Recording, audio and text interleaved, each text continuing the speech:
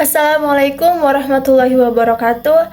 Baiklah, di sini kami akan menjelaskan materi tentang pernafasan, mata kuliah fisiologi hewan. Selanjutnya, anggota kelompok ada saya sendiri, Siti Aulia Novita, kemudian ada Fatimah dan Nur Anissa. Selanjutnya, apa itu mekanisme pernafasan? Jadi, mekanisme pernafasan itu adalah proses pertukaran gas antara tubuh kita dengan lingkungan. Nah, mekanisme inspirasi atau menghirup ini merupakan proses di mana ketika kita menghirup udara, maka paru-paru kita ini akan mengembang sehingga tekanan udara yang ada dalam paru-paru kita ini menjadi rendah. Nah, inilah yang menyebabkan udara atau oksigen dari luar ini akan masuk ke dalam paru-paru. Nah, proses ini itu dikenal dengan proses inspirasi atau proses menghirup oksigen dari udara. Kemudian yang kedua ada proses ekspirasi atau menghembuskan. Nah, ketika paru-paru kita ini telah dipenuhi dengan CO2, maka paru-paru kita ini akan mengecil sehingga tekanan yang ada di dalam paru-paru kita atau tekanan udara yang ada dalam paru-paru kita ini akan menjadi tinggi. Nah, akibatnya CO2 dari paru-paru ini akan dihembuskan keluar. Proses ini itu sering dikenal dengan ekspirasi atau proses yang menghembuskan CO2 ke udara. Jadi proses inspirasi dan ekspirasi ini tadi itu terjadi secara bergantian ya. Jadi saat kita sedang melakukan pernafasan. Kenapa sih paru-paru kita ini bisa mengembang dan mengempis? Jadi untuk menjawabnya kita akan membahas tentang jenis mekanisme pernafasan, yaitu ada pernafasan dada dan pernafasan perut. Nah, yang membedakan antara pernafasan dada dan pernafasan perut ini adalah otot. Jadi otot yang menyebabkan paru-paru kita ini bisa mengembang dan mengempis. Nah, yang pertama itu pada pernafasan dada.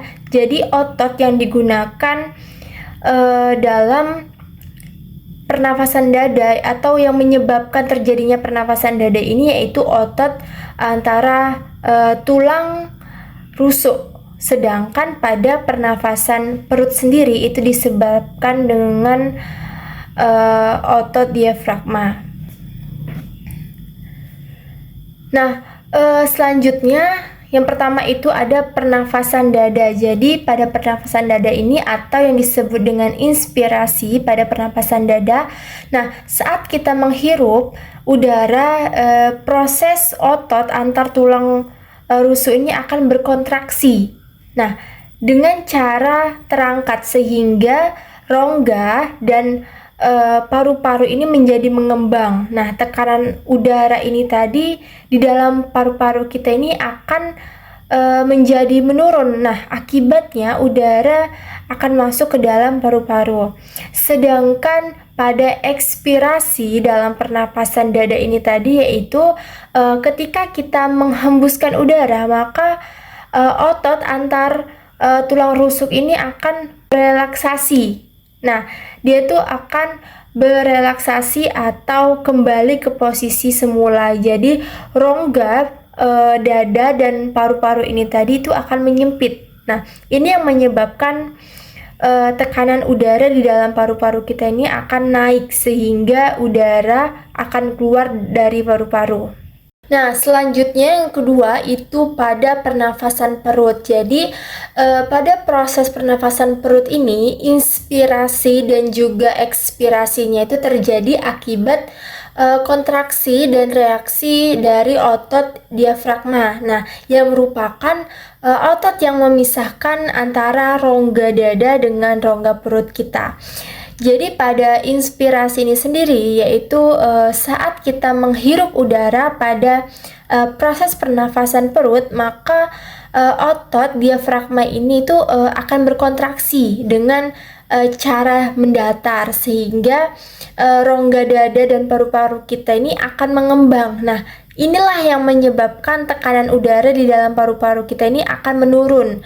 Akibatnya, udara dari luar ini akan masuk ke dalam paru-paru kita. Selanjutnya, apabila paru-paru kita ini telah dipenuhi oleh CO2, maka akan terjadi yang namanya proses ekspirasi. Nah, saat ekspirasi pernapasan perut ini, pada otot diafragma ini akan berelaksasi dengan kembalinya ke posisi semula. Jadi saat itu rongga dada dan paru-paru kita ini akan menjadi menyempit. Nah, sehingga tekanan udara di dalam paru-paru kita itu menjadi meningkat, dan inilah yang menyebabkan udara atau CO2 dari paru-paru kita ini akan dihembuskan keluar. Difusi oksigen pada pernapasan. Difusi oksigen adalah perpindahan molekul dari tempat konsentrasi tinggi, misalnya di paru-paru, ke konsentrasi rendah, misalnya di sel-sel tubuh. Selanjutnya, proses difusi dalam respirasi. Difusi adalah pertukaran gas udara antara pada kapiler paru-paru dengan alveoli. Adanya perbedaan tekanan di mana gas berdifusi dengan tekanan tinggi ke tekanan rendah. Terjadi pertukaran gas antara oksigen dan karbon dioksida secara simultan. Terdifusi untuk diedarkan ke seluruh tubuh. Tekanan parsial oksigen di alveoli lebih tinggi daripada di kapiler. Gas karbon dioksida akan terdifusi ke alveoli untuk dikeluarkan dari tubuh. Tekanan parsial karbon dioksida di darah atau kapiler lebih tinggi daripada di alveoli. Jadi proses pertukaran oksigen dan karbon dioksida terjadi melalui proses difusi, terjadi karena perbedaan tekanan dari tekanan tinggi ke tekanan rendah. Selanjutnya, faktor-faktor yang mempengaruhi difusi oksigen. Yang pertama, konsentrasi oksigen. Semakin tinggi perbedaan konsentrasi oksigen, semakin cepat pula laju difusi. Yang kedua, suhu yang lebih tinggi akan meningkat energi kinetik molekul sehingga mencepat laju difusi. Yang ketiga, luas permukaan yang lebih besar akan meningkatkan laju difusi. Yang keempat, jarak tempuh. Semakin pendek jarak yang ditempuh oleh molekul oksigen, semakin cepat. Selanjutnya, difusi oksigen pada ikan, yaitu saat ikan mengambil oksigen yang terlarut di dalam air melalui insang ke dalam darah ikan. Proses pernapasan pada ikan adalah dengan cara membuka dan menutup mulut secara bergantian dengan membuka dan menutup mulut insang. Pada waktu mulut terbuka, air akan masuk ke dalam rongga mulut, sedangkan tutup insang menutup oksigen terlarut di dalam air dan masuk berdifusi ke dalam pembuluh kapiler darah yang terdapat dalam insang. Pada waktu menutup mulut insang, membuka air rongga mulut keluar melalui insang bersamaan dengan keluarnya air melalui insang. Karbon dioksida dikeluarkan, pertukaran oksigen dan karbon dioksida terjadi pada lembaran insang. Berikutnya, volume pernapasan. Volume pernapasan bisa diartikan sebagai banyaknya udara atau jumlah yang terlibat saat kita melakukan pernapasan. Selanjutnya, macam-macam volume pernapasan. Yang pertama ada volume tidal, yaitu sebagai jumlah udara atau banyaknya udara yang keluar dan masuk ke dalam paru-paru kita melakukan pernapasan. Yang kedua, volume cadangan atau volume komplementer, yaitu volume udara atau banyaknya udara yang masih dapat dimasukkan ke dalam paru-paru. Setelah kita melakukan inspirasi. Yang ketiga ada volume cadangan ekspirasi atau udara suplementer. Volume udara atau jumlah udara yang masih dikeluarkan secara maksimal setelah kita melakukan ekspirasi. Biasa jumlahnya lebih kurang 1500 mili. Yang keempat ada volume residu, yaitu volume udara yang masih tersisa di dalam paru-paru setelah kita melakukan ekspirasi. Mengenai volume pernapasan. Nah, yang pertama, bukit-bukit yang 500 mm itu bernapas secara normal seperti kita lagi duduk atau tiduran. Napas kita yang kurang lebihnya sebanyak 500 mm. Ya, kalau selanjutnya ada angka 2000, selanjutnya ada 3000, berarti kalau dibelah tengah-tengahnya berarti kurang saja 3000 atau kurang 2500, itu hasilnya yaitu 500. Jadi kurang lebihnya yaitu 500 mm udara yang keluar dari masuk, atau artinya setengah liter. Selanjutnya ada yang dinamakan volume inspirasi, artinya masuk. Jadi seseorang kalau sudah tidak napas gitu ya, sebanyak 1500 mm. Kalau di bawah 3000 batasnya ada juga 4000, di atas 5000. Nah, selisih dari 4500 ke 3000 itu adalah kurang lebih hasilnya 1500. Jadi hasil besarnya volume udara cadangan inspirasi yang bisa kita hirup setelah santai, mereka masih bisa menghasilkan itu kurang lebih 1, liter atau 1500 mm. Namanya volume cadangan inspirasi atau dikenal dengan istilah dengan konfimeter. Selanjutnya ada volume cadangan ekspirasi. Berarti cadangan ekspirasi, nah bukit-bukit yang di bawah ini 1500 dari mana selisihnya saja. Nah, itu kan ada 1000, selisih berapa ini kurang ini adalah 1500 volume cadangan ekspirasi. Ada namanya volume yaitu udara suplemen.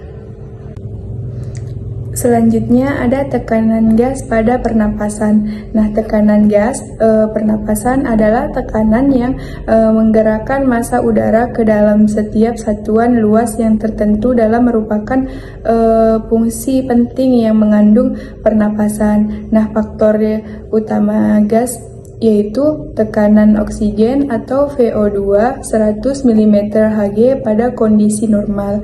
Yang kedua, tekanan karbon dioksida atau VCO2 yaitu 40 mmHg pada kondisi normal. Yang ketiga, tekanan nitrogen yaitu VN2 760 mmHg tekanan atmosfer total. Selanjutnya, tekanan gas terbagi menjadi 3, yaitu yang pertama tekanan atmosfer, yaitu tekanan udara di luar tubuh merupakan komponen yang penting dalam pernapasan. Yang kedua, tekanan alveolar, yaitu tekanan di dalam alveoli paru-paru yang merupakan salah satu faktor yang mempengaruhi ventilasi paru-paru. Yang ketiga, tekanan intrapleura, yaitu tekanan negatif yang dihasilkan oleh dua lapisan pleura yang mengelilingi paru-paru. Pertama, udara yang kita hirup di sekitar kita sehingga udara itu masuk ke dalam pembuluh kapiler yang ada di paru-paru. Pembuluh kapiler yang ada di paru-paru itu rantai mengandung atau memiliki alveolus. Nah, alveolus itulah udara dengan cara diinfusi diserap oleh alveolus dan masuk ke kapiler dengan tekanan sekitar 100 Hg Untuk O2-nya dan PO2 adalah 40 mm Hg. Selanjutnya, darah masuk ke jantung dan masuk ke sistem arter melalui serap. Yang di sebelah kiri selanjutnya akan menuju ke seluruh pembuluh kapiler yang ada. Adapun darah yang masuk ke pembuluh kapiler memiliki tekanan PO 40 mm Hg dan PCO2 sekitar 40 mm Hg. Di sini lebih darah kita yang memiliki kaya oksigen dan masuk ke pembuluh darah kapiler yang dengan jaringan tubuh, dan di sini pula darah akan melepas O2 yang digunakan oleh sel-sel tubuh untuk selanjutnya akan menarik kembali karbon dioksida atau PO2 untuk dibawa oleh darah sehingga akan mengalami perubahan tekanan porsil saat darah kembali melalui pena sistematik. Di sini ada 40 mm Hg dan tekanan persilnya CO2 sekitar 45 mm Hg. Mari kita perhatikan sebagaimana berkurangnya persialis antara VO2 dan VCO2 masuk dari paru-paru ke tubuh melalui kapiler darah, melalui kapiler tubuh dan kembali selanjutnya darah yang memiliki tekanan persil rendah PO2 yang artinya dipompa oleh artipolimelia. Nah, di sini selanjutnya dari artipolimelia itu adalah kita akan dibawa oksigen atau tekanan orsiel, yaitu O24 masuk ke paru-paru melalui pembuluh kapiler yang ada di paru-paru dan dilengkapi alveolus yang di tubuh kita melalui paru-paru darah dan melepas PC2-nya atau karbon dioksida sehingga darah akan kembali menyerap oksigen. Demikian itulah siklus bagaimana oksigen masuk ke dalam tubuh kita melalui paru-paru, jantung, pembuluh kapiler, dan pembuluh lainnya. Berbagai pembuluh kapiler yang ada di dalam tubuh. Baiklah, itulah tadi hasil dari presentasi dari kelompok 6. Lebih dan kurangnya kami mohon maaf. Wabillahi taufiq wal hidayah. Wassalamualaikum warahmatullahi wabarakatuh.